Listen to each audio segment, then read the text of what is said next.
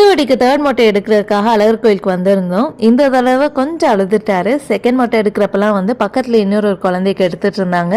அவங்கள பார்த்துக்கிட்டே முத்துக்குட்டி வந்து அவருக்கு எடுக்கிறதையே மறந்து சிரிச்சிட்டு இருந்தார். இப்போ பக்கத்தில் யாரும் இல்லாததுனால கொஞ்சம் அழுக ஜாஸ்தியாக தான் இருந்துச்சு.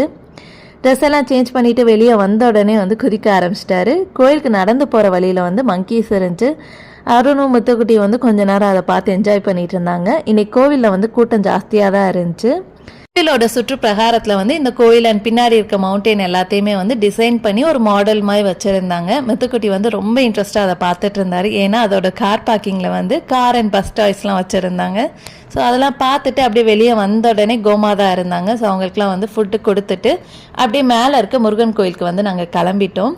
போகிற வழியிலே வந்து நிறைய மங்கீஸ் இருந்துச்சு. ஒரு இடத்துல வந்து பேபி அண்ட் மதர் மங்கிலாம் இருந்தாங்க. ஸோ அவங்களுக்குலாம் வந்து எங்கள் கையில் இருந்த பிஸ்கட் அண்ட் ஃப்ரூட்ஸ் எல்லாம் கொடுத்துட்டு அப்படியே கிளம்பிட்டோம்.